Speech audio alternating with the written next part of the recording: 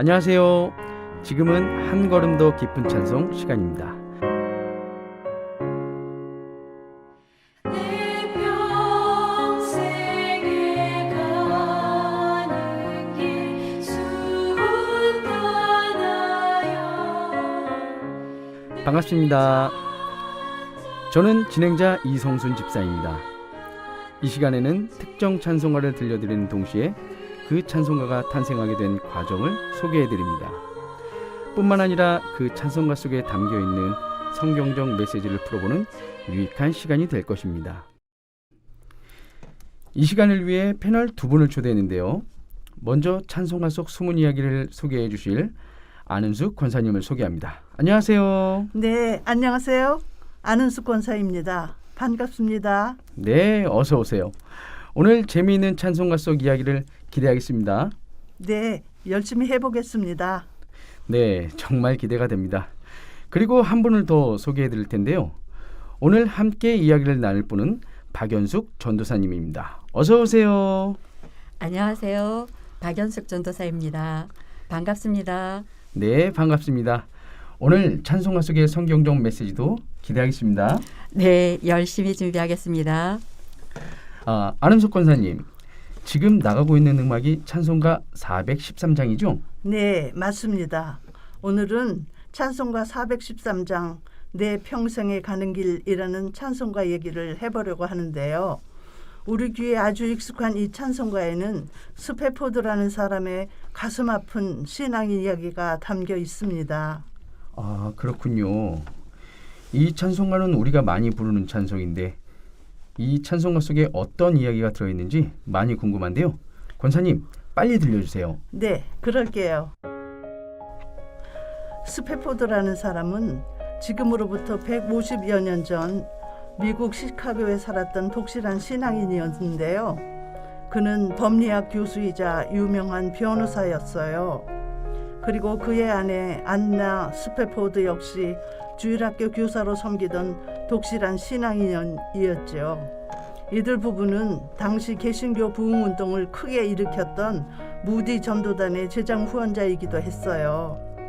그런데 이들은 끊임없이 많은 시련을 겪게 됩니다. 4살 된 어린 아들을 열병으로 잃어버렸고요. 시카고의 3분의 1이 초토화된 대화재로 인해 미시간 호수 일대에 수많은 부동산에 투자했던 많은 재산을 다 잃어버리게 됩니다. 이때 무디 교회도 불에 타버렸다고 해요. 아, 안타깝네요. 전도사님, 하나님을 열심히 믿는 사람들이 왜 시련을 겪게 되나요? 성도들의 일이 잘 풀리면 하나님께 더 헌신하고 좋을 텐데 말이죠. 네, 많이 안타깝죠. 이처럼 하나님께서 기뻐하시는 일에 순종하는 그리스도인들도 어려운 일을 겪는 것을 우리가 종종 보게 되죠. 그것은 모든 인류와 마찬가지로 우리 역시 세상에서 훈련받기 때문이라고 생각되는데요. 그 과정에서 구별되어지고 복을 받는 것은 차후 문제인 거죠. 그렇군요. 어렵네요. 스페포드 이야기를 더 들어보겠습니다. 네. 이들의 이야기는 긴장을 멈출 수가 없이 불행이 계속됩니다. 마음에 심한 상처를 받은 이들은 얼마간의 쉼을 얻기 위해 유럽 여행을 가기로 계획했어요. 그런데 스페포드에게 일이 생겨서 어쩔 수 없이 가족을 먼저 보내고 자신은 일을 마친 후에 뒤따라가기로 약속했어요. 그런데 더욱 불행하게도 아내와 4딸을 태우고 파리를 향해 가던 여객선이 대서양을 횡단하는 중에 영국의 범선과 충돌하는 큰 사고를 당하게 되었습니다. 20분도 채 안 되어서 배가 침몰해버린 이 사고 이후 의식불명 상태에서 구조된 아내가 스페포드에게 보낸 전보에 적힌 문구는 Saved Alone, 혼자 살아남았어요 라는 2 단어가 전부였어요. 전도사님, 이건 너무 엄청난 일이라 뭐라 말이 안 나오는데요. 그렇죠. 어떤 사람이 이런 엄청난 불행을 견뎌낼 수 있겠어요.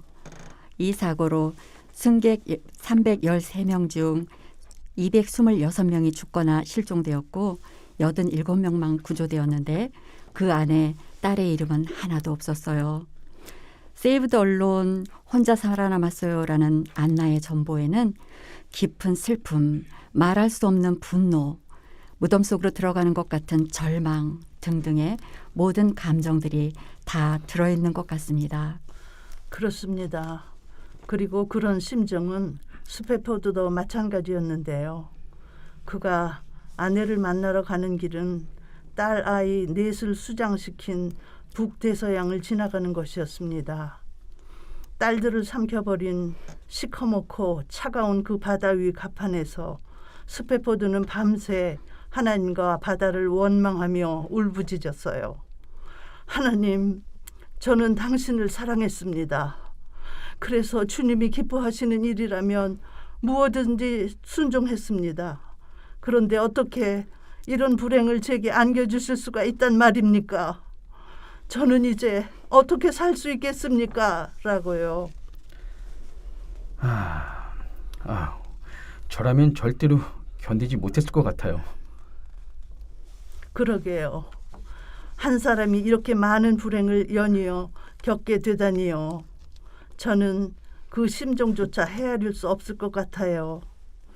그런데 밤새 울부짖다 지쳐 쓰러져 있는 스패포드의 선실 안으로 새벽 햇살이 쏟아져 들어왔어요. 그때 스패포드 마음속에 떠오른 하나님의 말씀이 바로 너는 달려가서 그를 맞아 이르기를 너는 평안하냐, 내 남편이 평안하냐, 아이가 평안하냐 하라 하였더니 여인이 대답하되 평안하다 하고 라는 열왕기 하의 말씀이었어요. 그리고 잠시 후 그의 마음에 서서히 평안이 찾아왔습니다.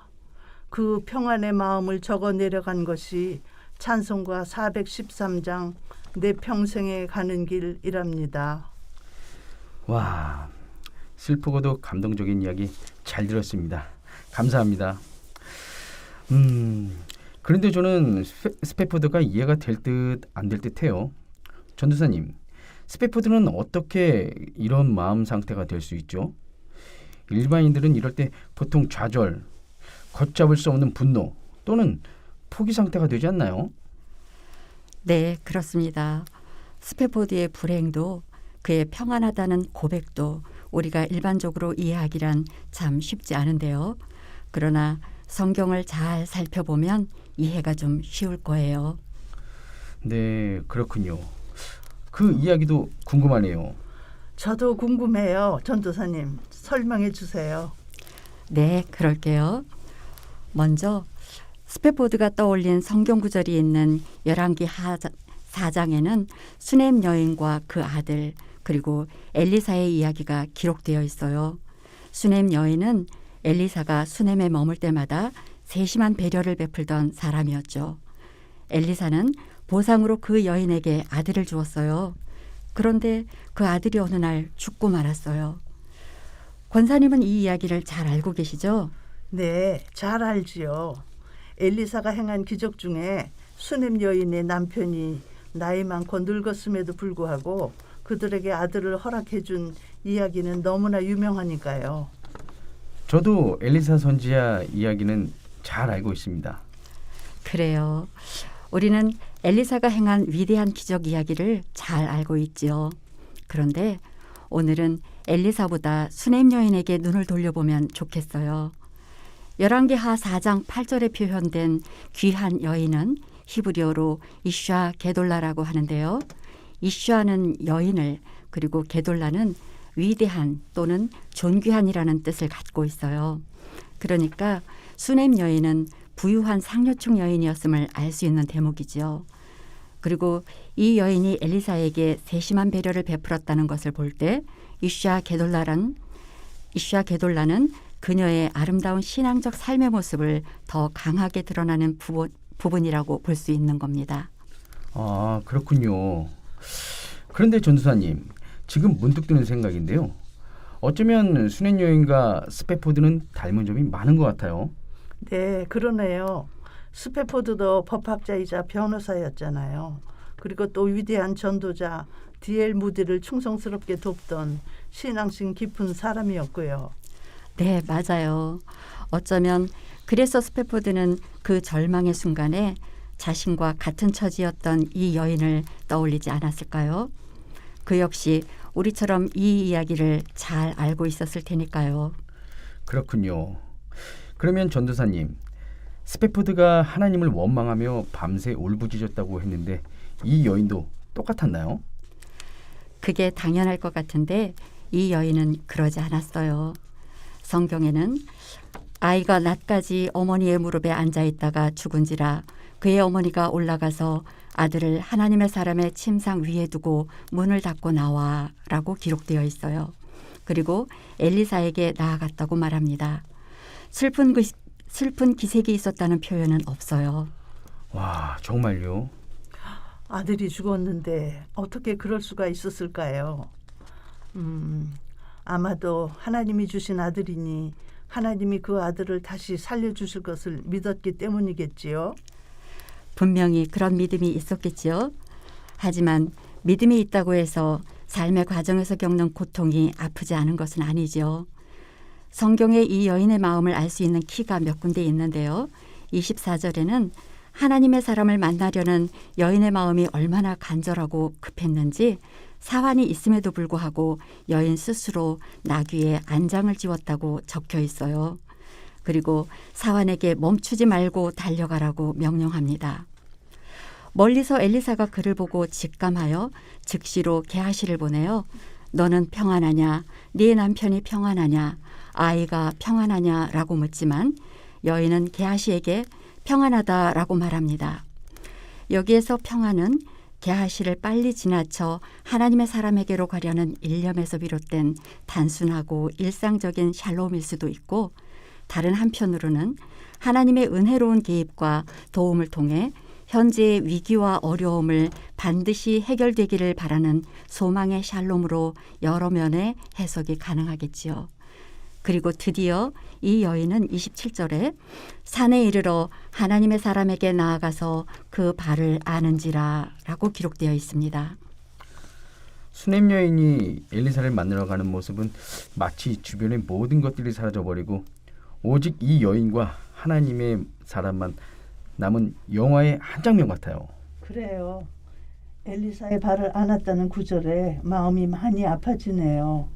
수넴 여인의 간절한 영혼이 온통 하나님께 붙잡혀 있는 것 같아요.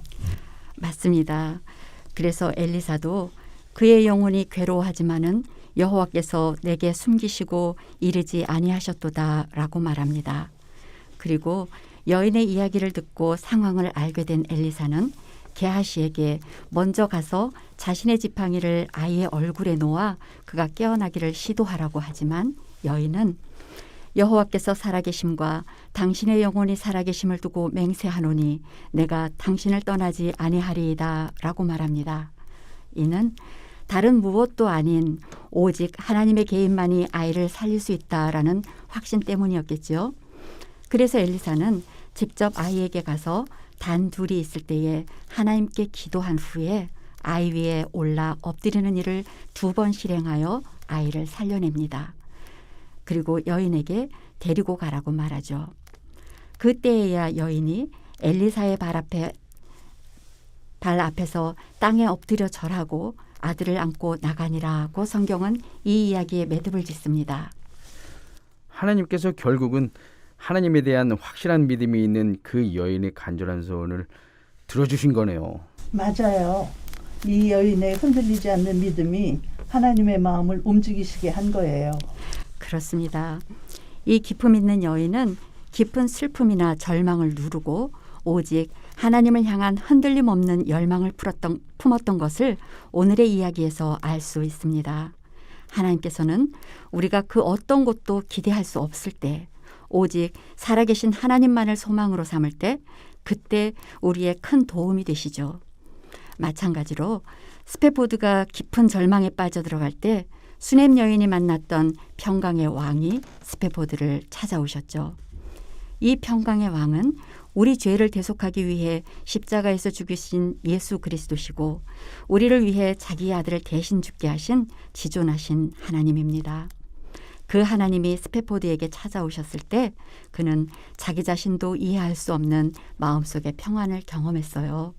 그리고 그 순간을 잊지 않으려는 듯 펜으로 그 마음을 적어내려갔습니다. 나의 인생길에 강 같은 평화가 찾아올 때도 거친 파도 같은 슬픔이 몰아칠 때도 내가 가는 길이 어떻든지 주님은 내게 이렇게 말하도록 가르치십니다. 평안해요, 평안해요, 내 영혼이 평안해요 라고요. 와, 성경 속 이야기를 듣고 보니 이 찬송가가 더욱 좋아지는 것 같습니다. 네, 오늘 들은 이야기를 생각하면서 이 찬송을 다시 들으면 좋겠어요. 네, 그러면 찬송가 413장 내 평생에 가는 길을 다시 들려드리겠습니다. 그리고 저희는 다음 주 또 다른 찬송가 이야기로 찾아뵙겠습니다. 한 주간 모두 평안하시길 빕니다. 샬롬. 샬롬.